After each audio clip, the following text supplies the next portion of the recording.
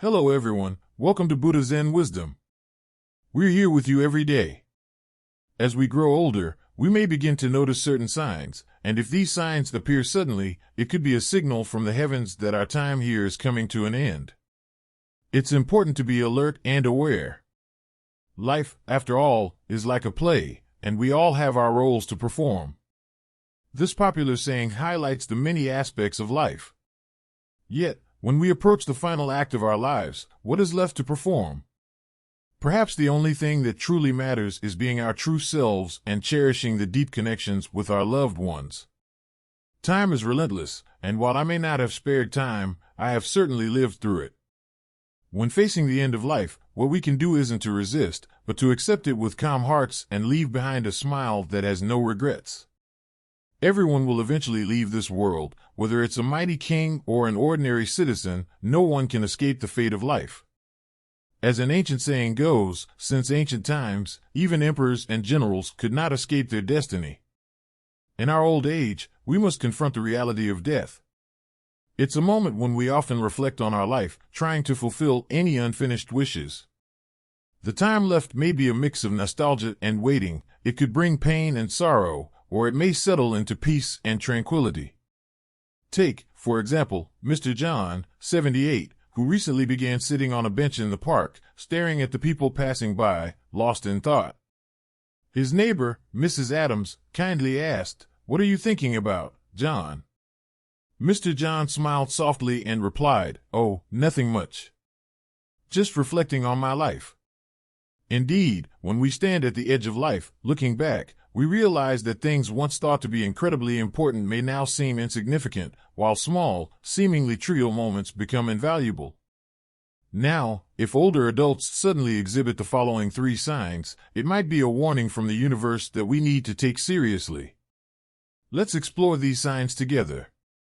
Not only do they summarize the laws of life, but they can also help us better understand and support the elderly people around us. The first sign is when their heart feels like it's turned to ashes, and they lose hope. In their youth, people are full of energy, vitality, and ambition. Life is fueled by dreams and aspirations. It is these goals and hopes that give life vibrancy. Take Sarah, for example, a 25-year-old who just started her job. Every morning, she wakes up at 6 a.m., hastily eats breakfast, and rushes off to work. Her colleagues often ask her, "Why do you push yourself so hard?" Sarah laughs and replies, "I want to work hard and become a project manager within 3 years." However, as people grow older, they no longer need to be in this state of constant struggle. They have already worked hard enough and hoped for a peaceful retirement. But over time, the absence of goals may cause them to lose their drive and feel lost. Take Mrs. Thompson, for instance, a 68-year-old woman who retired and initially enjoyed going to the park for exercise and participating in various hobbies. But recently, she spends her days lying on the couch, watching TV. Even her favorite activity, dancing at the community center, has become a distant memory. Her son, Mark, urges her, "Mom, you need to get out and do something." Mrs. Thompson sighs and responds, "What's the point? At my age, there's nothing left for me to do."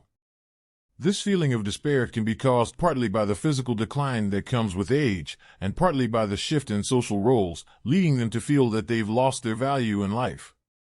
Take Mr. Smith, a retired businessman who, after stepping away from his company, stays home day after day with no clear purpose.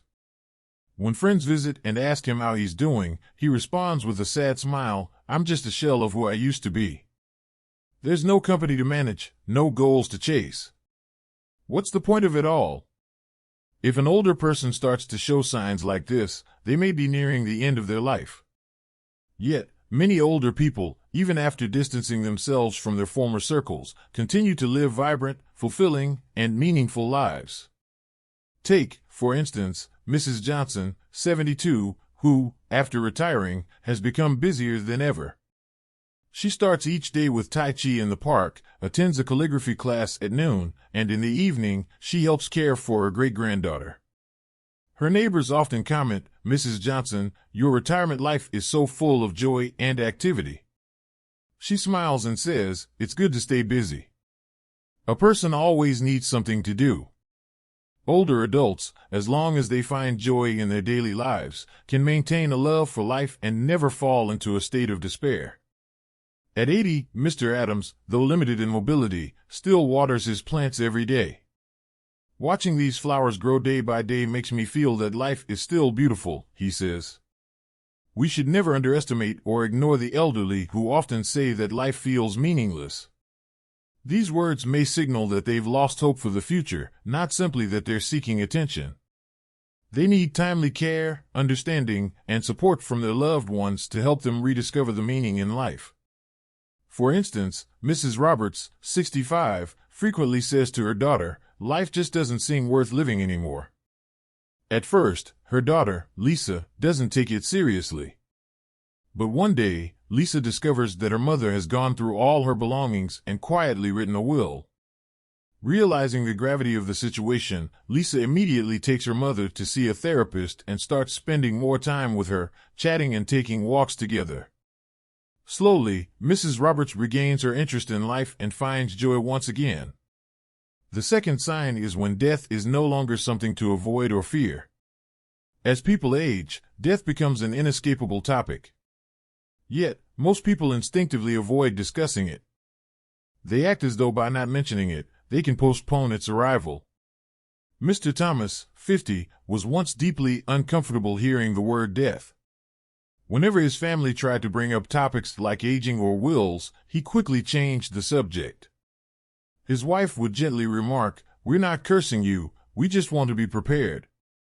But as they grow older, many people no longer shy away from discussing death. Instead, they start to embrace life in a deeper way.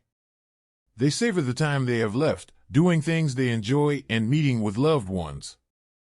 They make the most of every day, rather than dwelling in fear of death. Take, for example, Professor Brown, who, after retiring, finally found the time to dive into his passion for ancient languages. He spends his days in the library, poring over old texts, barely eating or sleeping.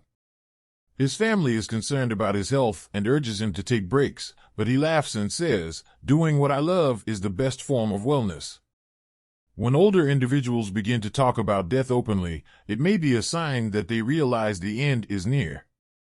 As their family members, we must pay attention to these changes in attitude. It could stem from their physical condition or anxiety about what lies ahead. But it's important to understand that this shift is not a sign of giving up, it's a way of facing the inevitable with dignity. Finally, the third sign is a deepening attachment to family. As time runs out, older people often grow more sentimental and long to spend more time with their loved ones.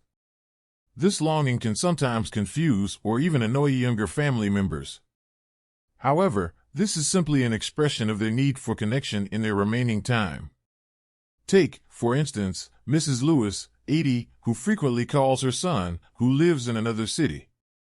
Her son, Chris, sometimes grows impatient and says, "Mom, I'm busy at work, why do you call me so much?" Mrs. Lewis replies, "I just want to hear your voice." Early in their old age, many elderly people suppress their need for companionship, not wanting to interfere with their children's lives. They don't want to be a burden on their children's dreams and ambitions. But when they realize that their time is limited, the need to be close to family becomes overwhelming.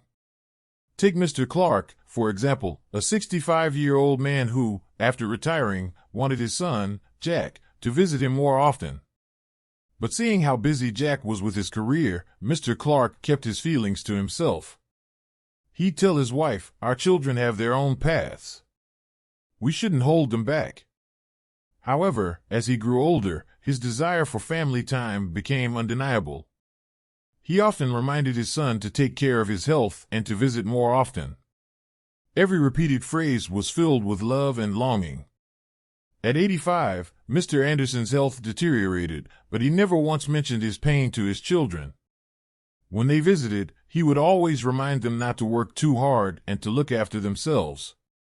"Come home when you can," he'd say.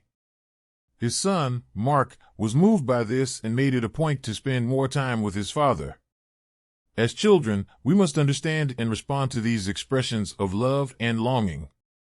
The elderly need our patience and presence. They want to know that their time with us has been meaningful. The signs we've discussed today, feeling hopeless, openly talking about death, and a deeper attachment to family, are not signals that death is imminent. They are reminders for us to confront mortality and separation.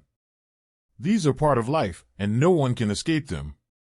As we approach the later stages of life, it is essential to live well and cherish the time we have with those we love. Thank you for joining me today.